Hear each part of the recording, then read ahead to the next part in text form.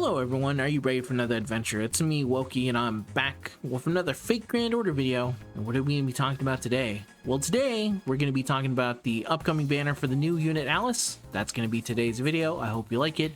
If you do, feel free to leave a like, comment, and subscribe. Tell me if you plan to summon for Alice. I know based off of previous videos that plenty of people are summoning for Alice. Some even skipped Alco so they could summon on Alice first, and then maybe they'll go back to Alco, or maybe all they really cared about from the collab was just summoning on Alice. Whatever kind of person you are, feel free to let me know how prepared you are. And if you're skipping as well, feel free to let me know that too.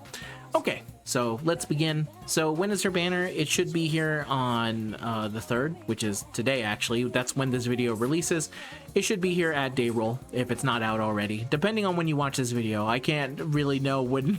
I don't know how many people are watching it before it's released, but I'll know based off of if you tell me how well you did. But let's talk about the unit itself now. So, Kanoji Alice, she is limited, she is a caster, she has 2 quicks, 2 arts, 1 buster, 5 hits on quick, 5 hits on arts, 4 hits on buster, and 5 hits on extra. Her first active skill is Diddle Diddle Banquet of the Night A. I was getting ready to say hey diddle diddle, but no, that's not where I went. Increase own quick performance for 3 turns, increase own arts performance for 3 turns, charges own NP gauge, and then increases party's NP generation rate for 3 turns, 20% to quick, 20% to arts, 50% to her NP, and 30% to NP rate, and this is on a cooldown of 6. Her second skill is Themis Troll, Giant of the Bridge C. Increases own attack for 3 turns, increases own defense for 3 turns, increases own attack on the forest, city, or darkness battlefield for 3 turns, and then also increases own defense on the forest, city, or darkness battlefield for 3 turns. 30% to attack, 30% to defense, 20% to forest or city or darkness attack up, and for the defense up on that buff, it's also 20%. This is on a cooldown of 6. Her third skill is the Lost Robin Rondo Cock Robin's Murder E. Crazy name for a skill. Can only be used when the skill user has a Robin counter left. Grants self substitution status for 1 attack, 2 turns. Substitution special anti-purge defense that cannot be affected by buff removal. Charges own NP gauge. 500% chance to reduce own buff count of Robin counter by 1. Substitution status is stackable with other anti-purge defense. Curiously, substitution can't be blocked by buff blocks as it's not actually classified as a buff. That is very curious. Anyway, the NP is 20%, and this is on a cooldown of 2. Her passive skills are Territory Creation A, Item Construction A, Folklore Defense B. Reduces own defense, reduces own damage taken except for Noble Phantasms by 400, and then reduces own defense taken against ailment debuffs by 400. There's a note here. If there are multiple stacking ailment debuffs, they are cut from each of them, not from their total damage, okay? And then another skill of hers is the Yumina C. Grants self instant kill gut status for 5 times. Revives with 1000 HP, grants self on Guts activated buff, recovers own HP by 2000 when Guts status is activated, and then grants self Robin counter for 13 times. The Robin counter available count of Lost Robin Rondo. Note, when continue from lose battle, Robin counter is compensated up to 13 times. Her third skill is an anti-foreigner attack damage aptitude, and her Noble Phantasm is the Grade 3 Flat Snark, Monster of the Fairy Tales, Oil of the Moon, rank A+, anti-army, hits 7 times, it's quick. Ignores evasion for 1 turn, this activates first, increases own damage against human enemies by 30% for 1 turn, this activates first, and then deals damage to all enemies. 500% chance to inflict the terror status for 1 time 3 turns to them. 60% chance to activate debuff below every turn. When activated, a 500% chance to stun them for 1 turn. Reduces their critical attack chance by 20% for 3 turns. At MP level 1, the damage is 600%, and if you get all the way to MP level 5, it's 1000. And then the overcharge effect is a deal extra damage against enemies with the man attribute. At charge level 1, it's 150%. At the final charge level, it's 200%. And then for her Bond CE, it is Who Killed Cock Robin. When equipped on Alice, it increases own NP damage by 30% and then grants self debuff immunity while self has the substitution status. That seems pretty damn nice to me. And that is Alice. So, how is she? Well, she seems solid to me. Yeah, real good. Let's talk about some of the things I like about her. So she is an AoE quick unit, and usually when it comes to quick, it means that you have a lot of baggage when it comes to looping. A lot of quick units can kind of suffer from not being able to loop very effectively, and thankfully they gave her everything that you could imagine giving to a quick unit to help with that. They gave her an MP gauge charger of 50%. They gave her the ability to give party-wide MP generation rate of 30%, and she has a third skill that has a 2-turn cooldown that also gives an additional 20% to MP gauge. She has 7 hits on her Noble Phantasm.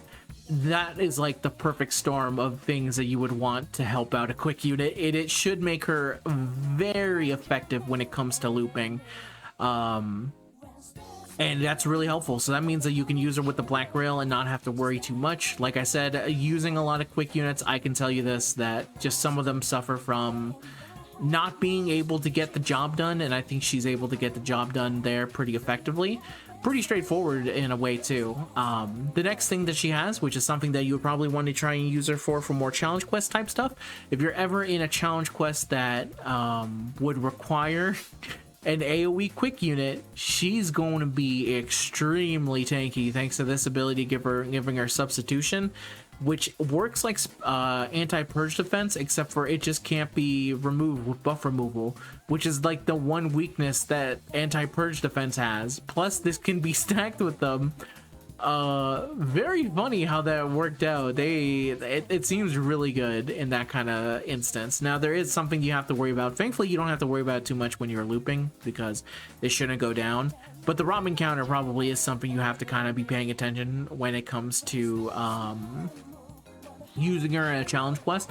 But if you are using her in a challenge quest, I would imagine if you're using her in any of the ones that grant instant kill effects, she would be amazing in that, because she just has the ability to just survive it 5 times when it comes to instant kill. I know it's very niche of like, when the hell would this ever come in handy? There have been enough challenge quests across the years where I've said to myself, man, it would be really nice if I just didn't have to worry about this stupid instant kill mechanic that they have on here, that I've grown to really accept units like this. She also is able to reduce defense on a lot of stuff, except for Noble Phantasm, so that also helps keeping her nice and tanky. She has, again, if you're thinking of ways to like elongate the fight, she has a way to stun them with terror and stuff like that, and also reduce their critical attack chance by 20% for 3 turns. And if you're fighting with someone against man, she's also dealing some extra damage there. And then as a nice little extra bonus, which is just something a little bit added extra, she's actually the first SSR caster quick AoE unit. The other one was Daikokutin, which is an SR. They added them, and then I guess they remembered, oh yeah, I guess we should release an SSR. That's an AoE quick unit, and there she is. So she has a lot of that kind of stuff going for her. I really like it a whole bunch. Oh, also her I really like this Bond CE, just because it's able to give her debuff immunity on top. I usually don't cover too much about the Bond Cs because they're always like a little nice bonus extra, but even then I do like the idea of giving yourself debuff immunity with that stuff. But anyway, some of the negatives, well, the obvious one is that she is a quick AoE caster. I'm someone of the proponent that says I love having a dedicated DPS of some kind when it comes to caster. I have Daikokutin and stuff like that, so this is not coming from a place of me saying I hate units like that. But what I am telling you is that there are plenty of players that I've talked to who just simply don't even want to use a quick unit, let alone a caster for DPS purposes. So if you're one of those players, and this is unfortunately like the antithesis of everything that you like to use, because quick can be extremely hard to use, and casters typically aren't the people's go-to when it comes to DPSs. So if you're one of those types of players, this is someone that's not really doing anything for you. I'll also say for this, I don't know how often you're going to be activating this buff of Forest, City, and Darkness Battlefield, unless you're using someone who is specifically applying the Darkness Battlefield, but I guess you can kind of see it. Thankfully, this first skill is at least giving you 30% attack and 30% defense, so you can just think of the 20% when it happens as like a nice little added bonus, but it's still something to kind of take note of here. And yeah, I think that's, I guess another thing to talk about is that she's also pretty straightforward. Or if you look at Alco, who is has a little bit more to her, she's definitely a little bit more on like the easy side to kind of pick up and understand. I think the only thing you'd really have to kind of contend with is this ability here, but I don't see it being too much of an issue. At least I think so. If you disagree on that, then feel free to let me know if you've used Alice a little bit more, but I can't really see myself see myself running into the issue of that being like the deal breaker when it comes to using her. It'd be like, it's like one of those things that's like, I don't think it's like that much of a thing to worry about. But anyway, yeah, those are the negatives about her, and that's basically Alice. So I guess we come to the point where I say, should you summon? Well, it's going to kind of depend on you. If you're someone who is brand new to the game and you're looking for a meta unit, it's probably not going to be Alice, because if you're brand new to the game, I'm assuming you have absolutely nothing, and Alice requires you to kind of focus in on quick, and quick can be very hard for new players to kind of like get everything up and running, and then when you do get everything up and running, sometimes it just simply don't work. So that can be very tough for new players. If you're an existing player or you're a fan of Witch on the Holy Night, then this is the perfect unit for you. You literally have been waiting for it. It didn't even matter any of the things I said previously. I don't even know why you're watching this to hear me talk about this unit, other than to try and support me, which I say thank you very much for that. Of course, I appreciate it, and I wish you the best of luck. But yeah, if you're basically with the way it goes down, if you're a brand new player, you have literally nothing to your name. Unless you really like Alice, it probably isn't worth it to go summoning. But if you're a fan of Witch on the Holy Night and you've been waiting for this day, then you should know everything about this unit. Literally nothing I said matter about it. All that matters is what you feel, and I feel that that's probably the best way to play this game, because it's not the hardest game in the world to play. You can play with your faves if you so wish to, and there you go. So yeah, that's the end of today's video, everyone. Thank you very much for watching. Pretty short, not much to say here. I'll be summoning on Alice, both me and my brother, I think. Actually, are you summoning on Alice, boy? Yeah. He says yes, so he'll also be there summoning. So we'll both be summoning for Alice to see if I can hopefully get her, and hopefully he can too.